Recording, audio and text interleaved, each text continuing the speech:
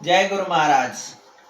એક દાડો ભગવાન શ્રી કૃષ્ણ ને નારદજી બે બંને જણા બેઠા હતા એટલે અહીંયાને એવી ચર્ચા છે કે પ્રભુ આ બધાય ભક્તિ કરે છે, ભક્તિનું ફળ શું મળે, એટલે સંતોના સંગતથી શું મળે ફળ મને બતાવો।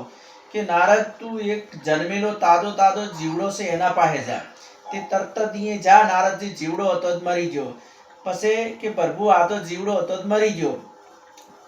પછી પાછા આયા નારદજી। પછી તું એક પોપટનું બચ્ચું જન્મલ છે ને અહીંયા જા એટલે તરત જ પોપટનું બચ્ચું હતું જ મરી ગયું। નારદજી જાય એટલે પછી પાછા આયા।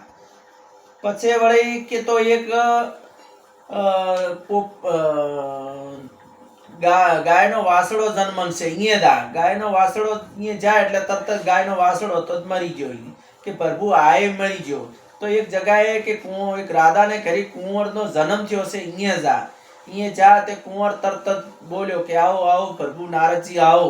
બોલાયા કે તમારા પ્રતાપથી તો તમારા સંગથી તો હું ચેટલા સ્થાને પહોંચ્યો છું અને મારે આ રાજાને ઘેર જન્મ મળ્યો છે।